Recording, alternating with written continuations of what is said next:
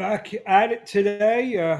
What a great time of the year for it is to be a sports fan. You have just so much going on here. We got the baseball playoffs, which have been amazing, except if you're a Phillies fan like I am. NFL's in full swing, college football, and I'm going to get into some thoughts I have about college football. I got three plays for today about the playoffs and how the playoffs are going on right now, but we'll get into that in a few minutes. The NHL started earlier this week. I actually watched my first NHL full game, watched the Flyers. They have a couple good young players who they're talking about, Jet Luchenko and, of course, Matt Michkov. They get the win in Vancouver in the shootout to open up their season Friday night in northwestern Canada. Also, like I said, the NHL started the NBA preseason. Paul George with a terrific opening game for the Sixers at 23 points and looked terrific in that outing. Start with the baseball playoffs and the Philadelphia Phillies to start. Everyone here in Philly, they're very upset about what happened, losing 3-1 to the Mets, where the offense was lethargic. A lot of people are pointing to one pitch that Francisco Lindor hit for the grand slam to basically put the end to the Phillies season. But let's be honest, except for a couple innings in Game 2, they did not hit at all. I mean, Game 4, Game 3, Sean Manaea, Jose Quintana shut him down. Senga and the bullpen pretty much shut the Phillies down in Game 1. Game 2, they were down. They had to come back and get some late inning heroics just to scrape out Game 2. So it wasn't just that the bullpen sucked. Hoffman, who was an all-star this year, was terrible. Matt Strom wasn't good. Kirk Green as well. So it's more than it was a total team loss. Guys like Bohm and JT Realmuto really didn't hit at all. Bryson Stott, terrible at bats. Castellanos did well. Schwarber hit the home run. But other than that, he did nothing after Game 1. After the first pitch of basically Game 1, Bryce Harper did well. And just a lot of these guys, it just did not come up big in the clutch for the Phillies. So expect some wholesale changes an impact bat in the outfield, whether it's they're going to make a play for Juan Soto or a guy like Anthony Santander from Baltimore, who hit 41 homers this year. He could be in the mix to round out the outfield, but they need one, if not two, outfield bats. One of the things that I'm thinking, and maybe call me crazy, Trey Turner was not good in the field this year at shortstop. Maybe you move him to the outfield, left field, center field, maybe left field, and go after a shortstop if that's something. They need a guy who's going to put the ball in play, move runners, get hits. They rely too much on the long ball, and that's where you see a lot of strikeouts, a lot of rallies get killed because of that. Maybe see another reliever too. Andrew Painter, I expect to be in the rotation as well next year. Taping this on Saturday morning, Game 5, the Tigers and the Cleveland Guardians in what shapes up to be a very high intense game. The Tigers, who, I don't know, I'm a huge baseball fan. I could barely name 4 or 5 players on their team before the series. I've been watching the series now, so I know who a couple of these guys are now. Against the Guardians, who have a couple stars on the team, Jose Ramirez, who's a bona fide superstar, one of the most underrated players in Major League Baseball. So it should be a good Game 5 with the winner to be able to face the New York Yankees starting early next week. Also, we talked about the Mets beating the Phillies. They're going to play the Dodgers. The Dodgers, who have the best baseball player I may have ever seen in Shohei Ohtani, and he didn't even throw a pitch this year. And he's a dynamite top 10 pitcher when he's on the mound. I'm going to take the Dodgers just because on pure talent alone. You got Ohtani, you got Betts, Freddie Freeman, Muncy, guys like Kiki Hernandez. Got 14 postseason home runs. I don't think he's got 14 home runs in his whole major league career before so they got some. The thing that scares me a little bit about the Dodgers is their pitching. No Kershaw, Walker Buehler is not what he was a couple years ago after the couple arm injuries, elbow surgeries.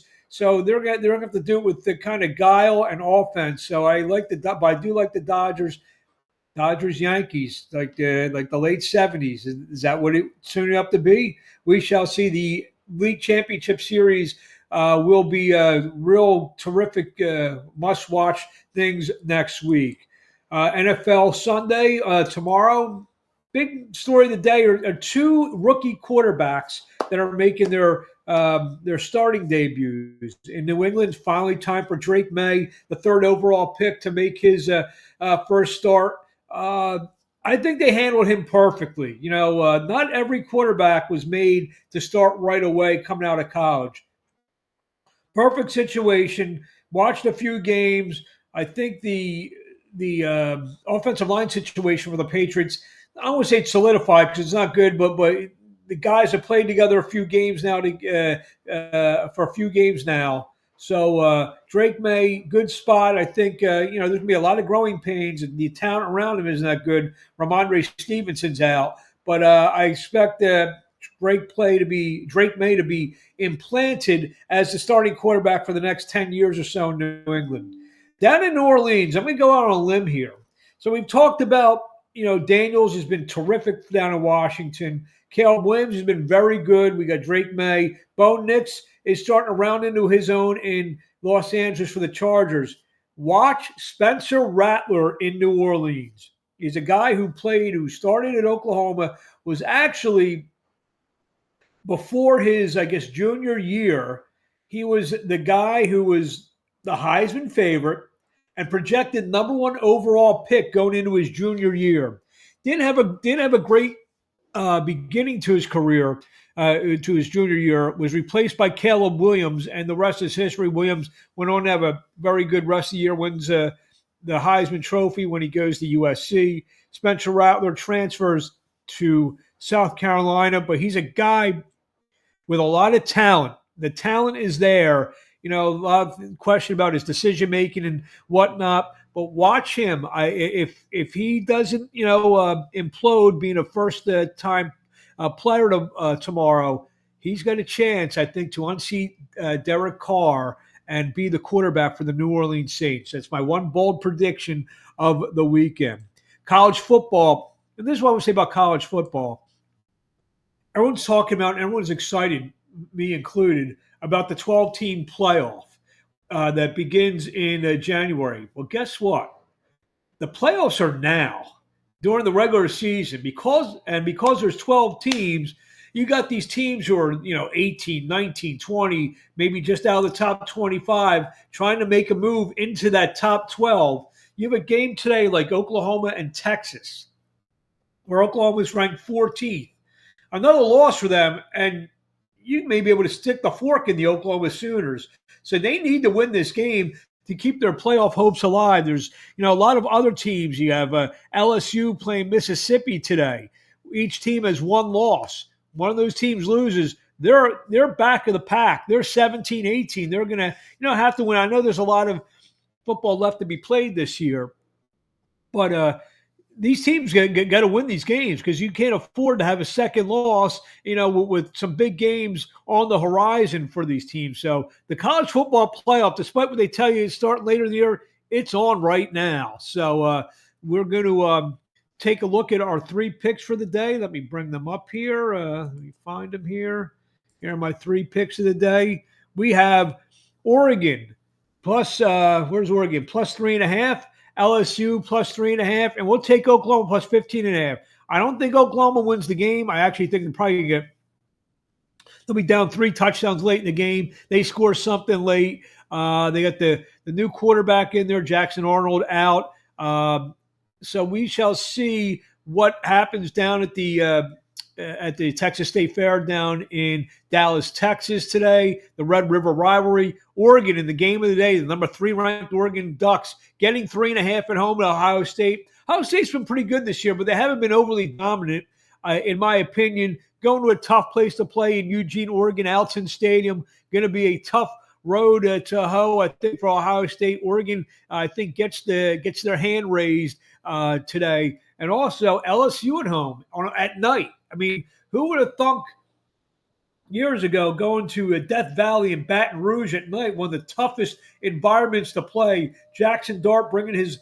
ninth ranked Mississippi Rebels in to play the 13th ranked LSU Tigers, and it's going to be a great game again. So three big games. We're going to take all three dogs, two at home. Oregon. I actually got 3.5 when I made the when I made the bet. I got 3.5. I got 3.5 with LSU and 15.5 with Oklahoma in those three games. Next week there's also some more massive games that are going to determine a lot of things. Got two big SEC games: Alabama at Tennessee and Georgia at Texas. So look at Texas. They're playing Oklahoma today and hosting Georgia next week. So the next 2 weeks is going to determine a lot about the Georgia Bulldogs and how they recovered from that loss to Alabama. But two big games next week, three big games today. Looking forward to everything. Some awesome boxing as well.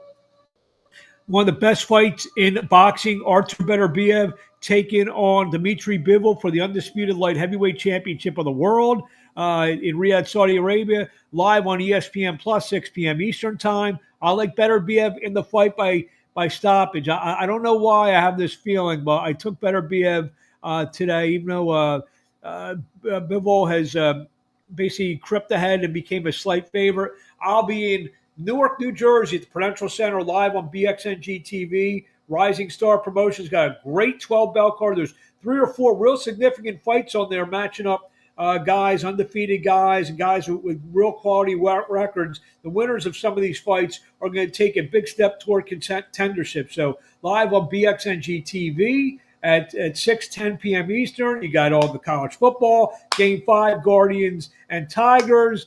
And just there's even a UFC fight on tonight, one of those fight nights, not a big pay-per-view. So we'll talk to you next week. Actually, no, we'll talk to you tomorrow with some NFL picks. So hope you're cashing, not trashing them. We'll see you soon. Talk to you tomorrow.